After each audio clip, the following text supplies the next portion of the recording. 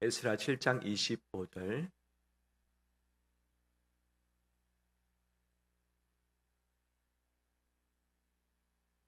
28절 말씀까지 한 절씩 교독하겠습니다. 에스라여, 너는 내 손에 있는 내 하나님의 지혜를 따라 내 하나님의 율법을 아는 자를 법관과 재판관을 삼아 강 건너편 모든 백성을 재판하게 하고 그중 알지 못하는 자는 너희가 가르치라.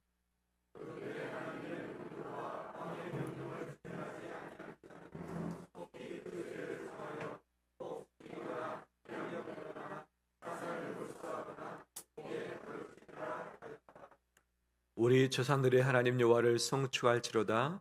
그가 왕의 마음에 예루살렘 여호와의 성전을 아름답게 할 뜻을 두시고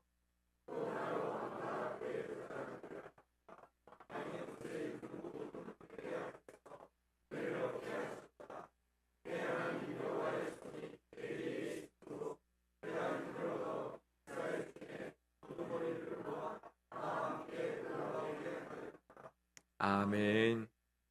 주 앞에 나오신 우리 모든 성도들 가운데 하나님의 이루하심과 은혜가 가득하길 소망합니다. 서로 인사 나눌까요? 한 주간 애쓰셨습니다.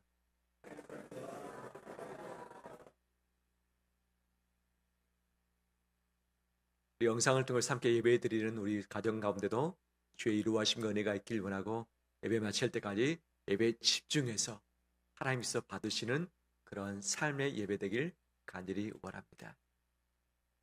많이 더우셨죠?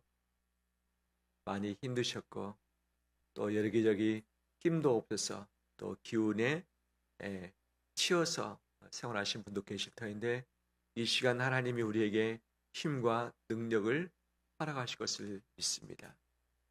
제가 덥고 힘들 때 꼭 기억한 한 장면이 있습니다. 뭐냐? 제가 예전에 중국 내륙 지역에 전도 여행을 갔을 때입니다. 그때 한 팀을 이뤄서 그 지역 내륙 지역에 깊이 들어갔던 것이죠. 이 공안의 감시를 피해서 어느 한 좀 넓은 집에 모였습니다. 저희가 오랫동안 차를 타고서 한 8시간 이동을 했는데, 우리가 도착하기로 약속한 시간보다도 한 4시간 늦게 도착했습니다. 갔더니 그 인근 지역의 지하교회에 있는 특히 목회자와 교사들이 함께 모였습니다. 모여가지고 그들이 우리를 기다렸던 것이죠. 함께 집회하기 위해서, 또 교사들이 하나님의 말씀 교육을 받기 위해서 이미 오랫동안 기다렸기 때문에 질섰을 터인데, 저희가 겨우겨우 차 타고 가는데 그들이 뜨겁게 찬양을 하고 있었습니다. 그 안에 좀 약간 넓은 홀에 들어가는데 거기 뜨겁게 쳐가지고 막 찬양하는데 그 열기가 너무 뜨거웠습니다. 근데 냄새도 많이 났습니다. 바닥이 흙 바닥이었고, 의자는 조그만하게 된 나무 의자였고, 그 안에서 바람이 잘 통하지 않는 곳에서 이 수십 명의 분들이 박수치면서 찬양하는데 얼마나 땀이 났겠습니까? 쉽지 않았죠. 하지만 그 가운데 하나님이 큰 은혜 주셔서 얼마나 그 안에서 울면서 기도하면서 하나님을 찬양했는지 모르겠습니다. 이 집회가 은혜 가운데 다 맞았습니다. 밤 늦게 됐습니다. 그다음에 잠을 자야 되잖아요. 미리 숙소에 가지 않았기 때문에 짐을 가지고서 좀 걸어서, 시골길인데 걸어서 갔는데 잠자리가 어디냐? 어느 창고 헛간이었습니다. 왜냐하면 시골이기 때문에 여관 여인숙도 없을 뿐더러 또 자기 집을 개방을 해놓고서 자기 할 그런 여건이 안 됐던 것이죠. 헛간에 보니까 멍석이 깔려져 있는 거죠. 거기에 자려고 누웠는데 잠이 안 오는, 왜? 온 몸이 다 끈적끈적하고 막 모기들이 달라들고, 그 다음에 보이지 않는데 오스락 소리가 나요. 헛간에 뭐가 와고 갑니까? 말할 수 없는 그 어떤 짐승이 오가는 것. 어떻게 잠을 잡니까? 모두 다 잠 못 자고 있는 바로 그때에 인수를 하신 분이 날 따라오라고 한참 한 10분 걸어갔습니다. 봤더니 저수지가 있습니다. 비늘 줬습니다. 비늘 몸에 칠하라고. 몸에 칠했습니다. 저수지에 들어갔다 나오라고.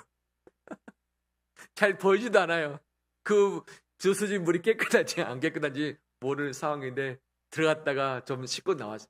그랬더니 한결 가볍더라고요. 그래서 와서 좀 잠을 잘 수 있었던 그런 적도 있습니다. 한 열악한 그때였죠. 지금도 중국의 내륙이 그럴까라는 것은 아직 뭐 생상이 안 되지만 그럴 수도 있겠다는 거죠.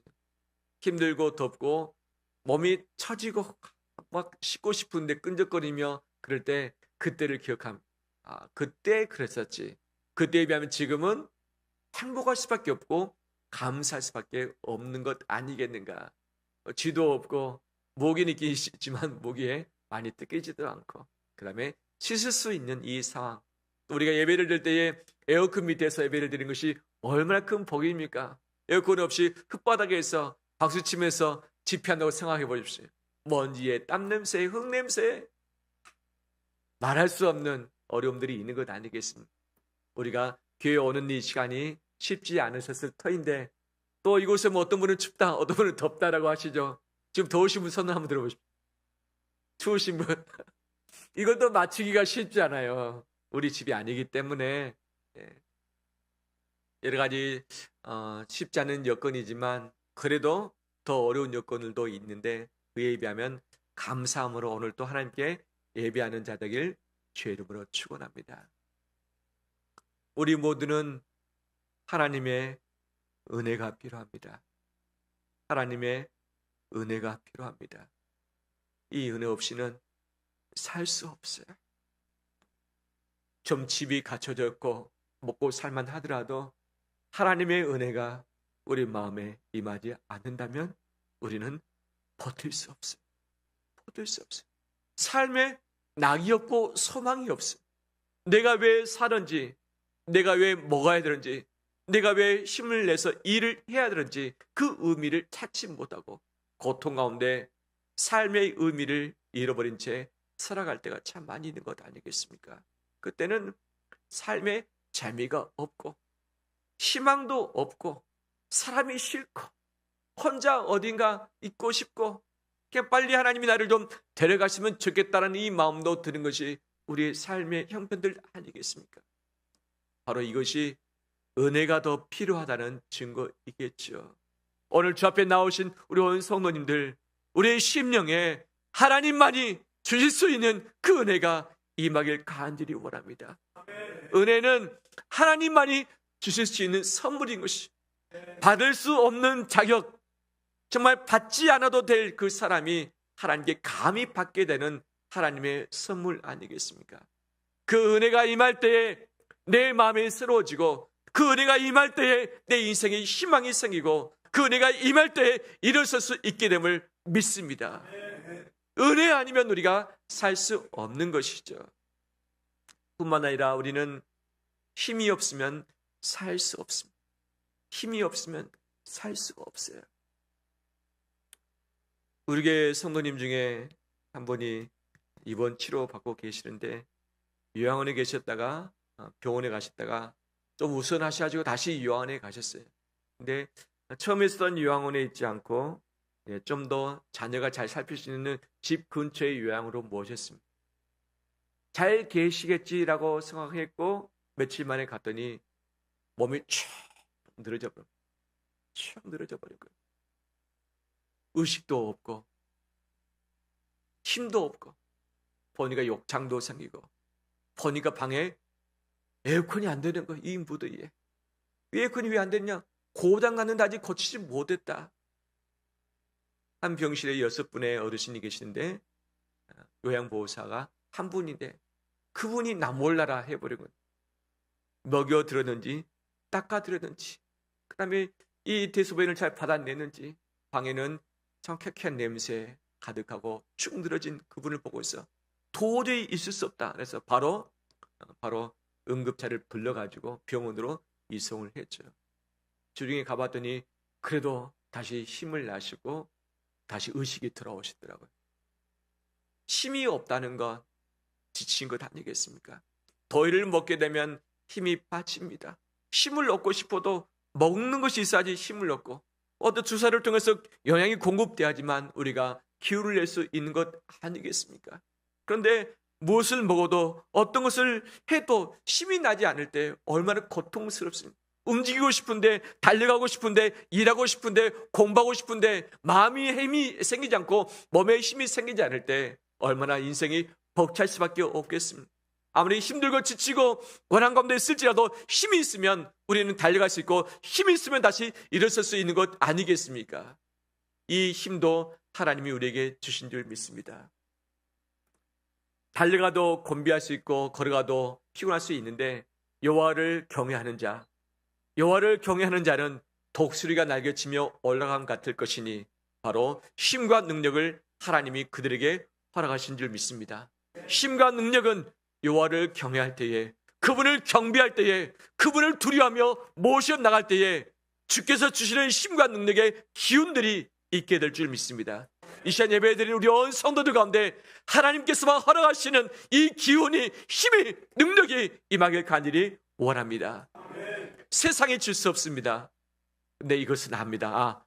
하나님께로부터 힘이 왔구나, 하나님이 지혜를 주셨구나, 하나님이 은혜를 주셨구나, 이것을 알게 되는 것이죠.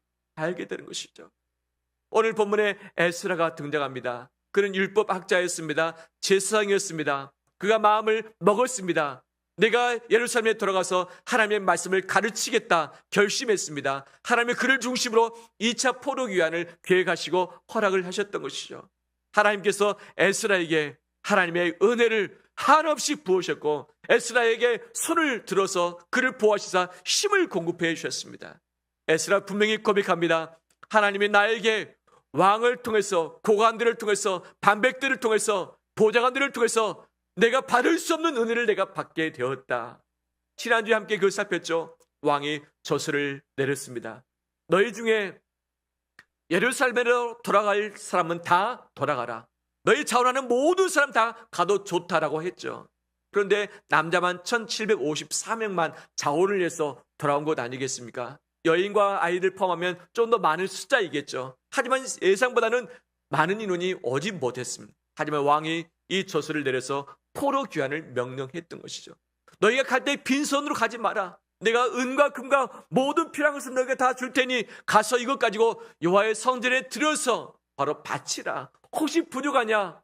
모든 이 국고 창고를 열어서 원하는 만큼 다 주어라. 다 쓸 수 있도록 해줘라 라고 명령했습니다. 그리고 성전 맡은 사람들, 이곳에서 봉사한 사람들 세금 감면해주라. 세금 받지 마라. 그들이 하나님을 더 힘쓸 수 있도록 세금 다 면제해주라 라고 했고, 에스라에게 너에게 재판권을 주마, 너에게 처벌권을 주마. 너가 예루살렘에 가거든 바로 너가 다시 너희 민족을 새롭게 하고 바로 성들을 너희가 더 잘 섬기고 왕과 왕의 가족을 위해서 너희가 더 기도해 줬으면 좋겠다라고 당부까지 했던 것이죠. 즉 이방인의 2세대였던 에스라, 히브리 사람이었습니다. 자기의 바벨론 혈통이 아니었습니다. 하지만 하나님은 히브리 사람 이방인이 왕에게 은총을 입게 하셨고, 왕의 금은을 받게 하셨고, 왕의 보호를 받게 하셨고, 왕의 창고의 문을 열도록 했고, 왕의 세금까지 감면했고, 왕의 권한을 그에게 부여해서 그가 왕을 대신해서 그 책을 다스릴 수 있도록, 가르칠 수 있도록 허락을 했던 것이죠. 이것은 있을 수 없는 일입니다. 있을 수 없는 일입니다. 그런데 하나님은 바로 왕을 통해서 에스라에게 은혜를 베푸셨습니다. 왕을 통해서 은혜를 베푸셨습니다. 하나님은 그런데 왜 에스라에게 은혜를 베푸시고 힘을 주셨을까? 그 힘이 무엇인가? 바벨론에서 예루살렘까지의 거리가 1400km, 1600km 정도. 바로 이 서울, 부산의 4배의 거리입니다. 처자식 데리고 모든 사람이 이사를 해야 됩니다. 이제는 바벨론으로 돌아가지 않고 이 예루살렘에 정착해야 되기 때문에 모든 짐 싸들고 와야 됩니다. 근데 중간에 도둑대가 많이 있습니다. 많은 사람이 상인들이 털려버립니다. 그래서 군인들을 동원하고서 이동을 해야 되는데 에스라가 이 군인 요청을 하지 않습니다. 우리 하나님의 백성인데 어떻게 왕에게 군인을 통해서 우리를 보호해달라고 할 수 있겠는가? 라고 하면서 간절히 하나님께 기도했던 것이죠. 하나님, 우리를 보호하시사 우리를 이끄시고 이곳까지 올 수 있도록 해주셔서 중간에 질병 가운데 어려움 없게 하시고 사고 때문에 아프지 않길 원합니다. 우리를 지켜주십시오라고 기도했는데 하나님의 손이 바로 에스라와 그 귀한 한 무리 가운데 임했고, 하나님이 그들에게 힘을 주셨습니다. 이 무더위에 30분만 있어도 어떻게 됩니까? 어렵습니다. 1시간 있으면 거의 탈진할 수밖에 없는 것이 우리 아니겠습니까? 근데 지금 팔레스타인 지역, 이 중동 지역의 날씨가 어떻습니까? 이것보다 훨씬 더 뜨겁죠.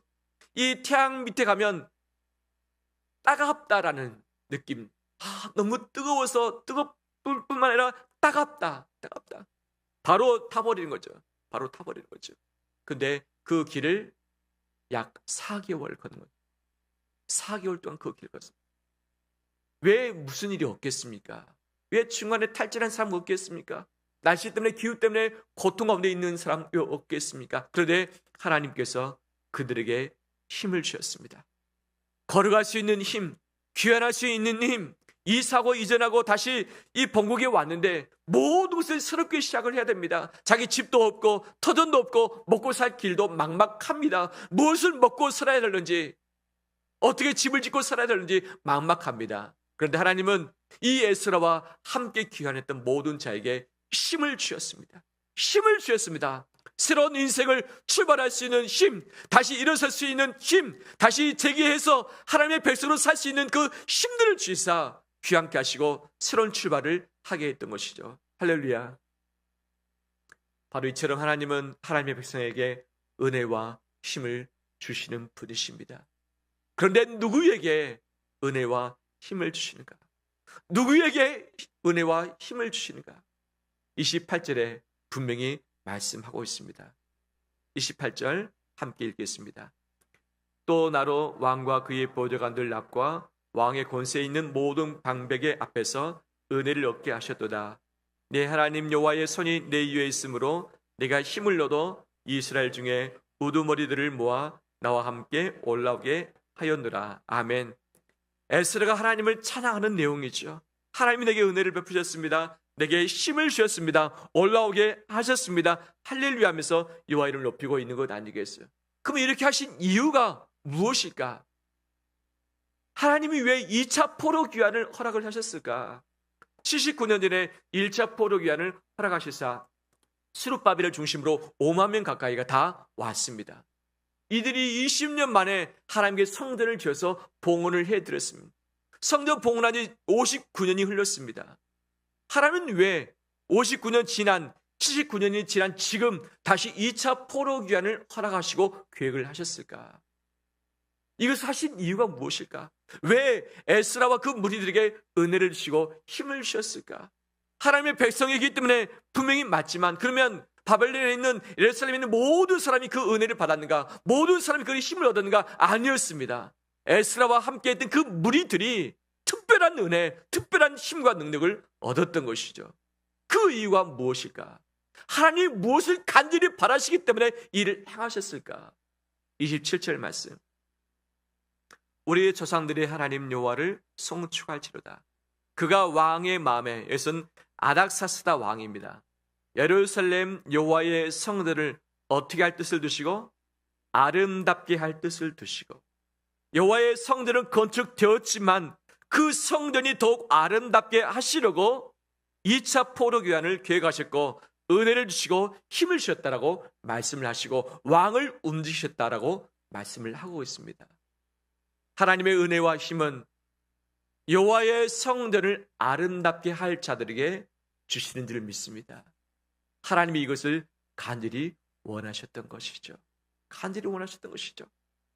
그럼 여호와의 성전의 아름다움은 무엇일까?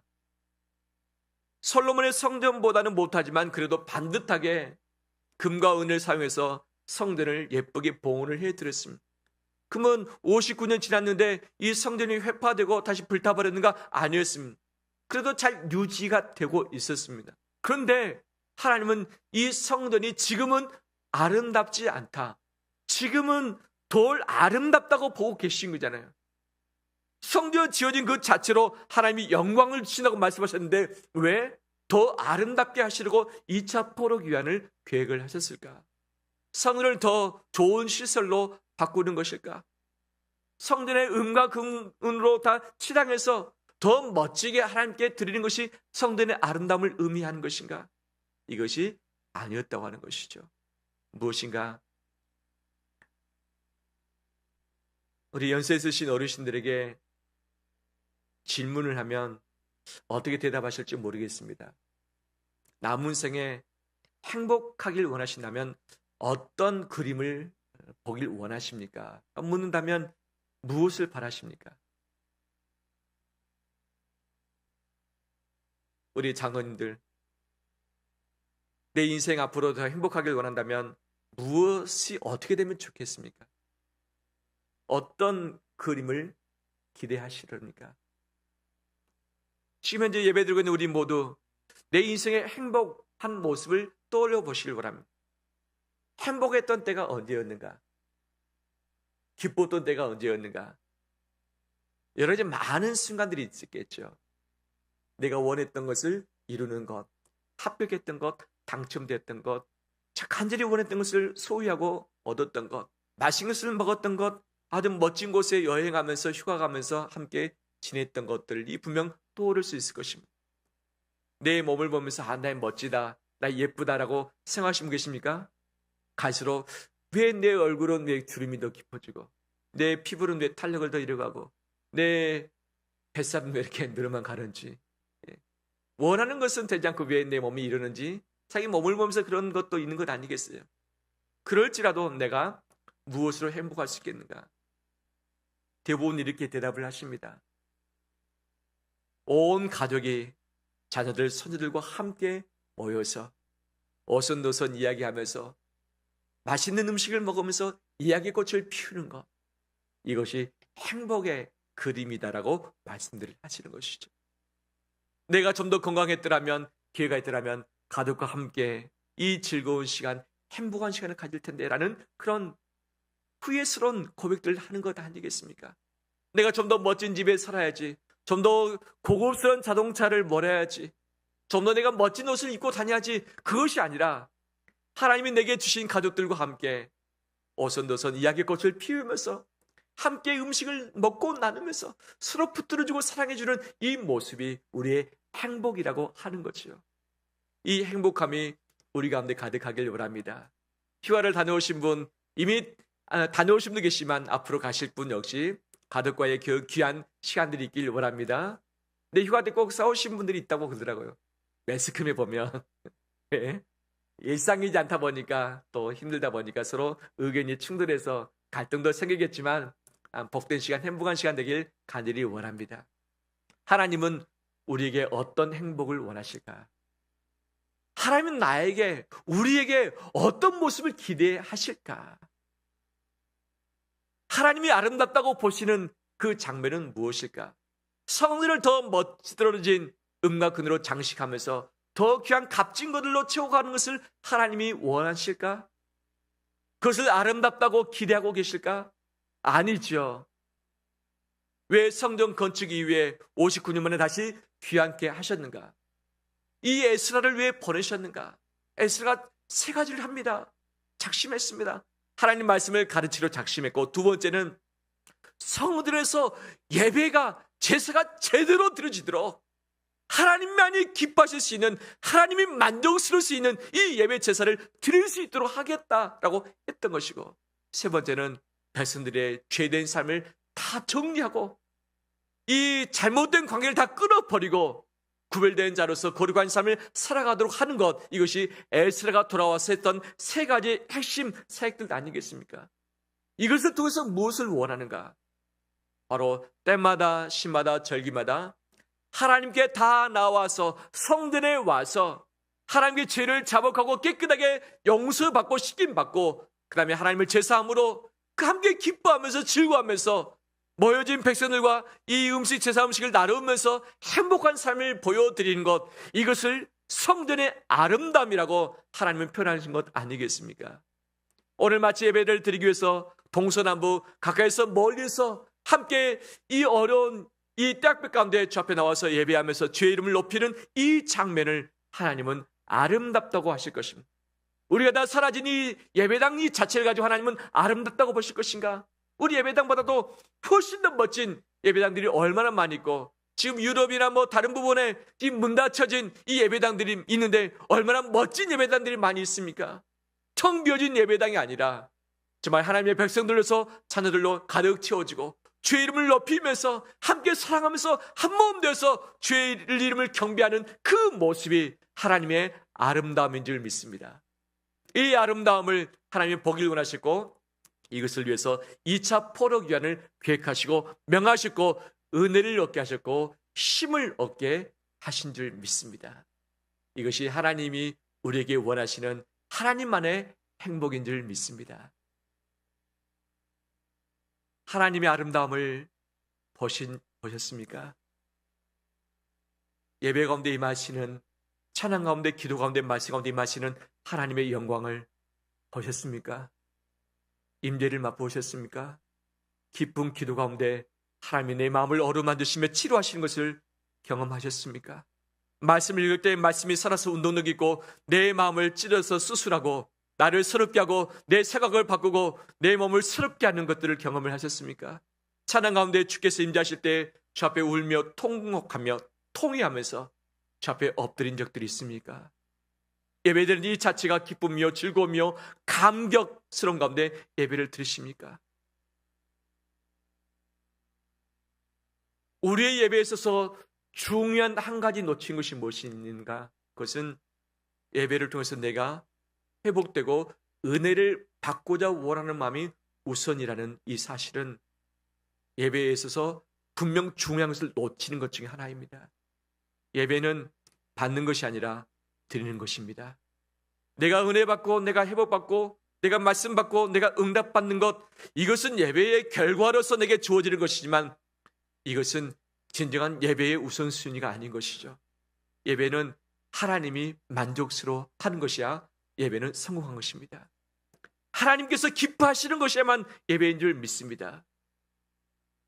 결혼식 가운데 가는데 신랑 신부가 주인공인데 들러리들이 더 돋보여지는 것, 이거 아니지 않습니까? 어떤 결혼식은 신랑 부모님이 더 멋지게 쫙 차려입고 서로 쓰는 것들을 봤어요.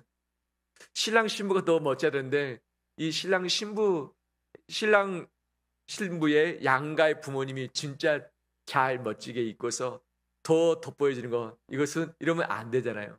안 되잖아요. 지금 프랑스 올림픽 진행 중에 있습니다. 우리나라 선수들이 얼마나 참 잘 하고 있는지요. 어젯밤에 잠을 잘 자지 못해서 저기면서 TV를 켰는데 보니까 유도 동메달을 넣고서 싸우더라고요. 독일하고. 혼성 6명이 나왔습니다. 싸우는데 3번 이기고 3번 졌습니다. 6대6입니다. 그 중에 한 명을 뽑아서 마지막 결승전을 하게 하는 것이죠. 결과가 어땠을까요? 3대3 동점했습니다. 마지막 한 명이 싸웠습니다. 마지막 이겼습니다. 그래서 동메달을 얻게 된 거예요.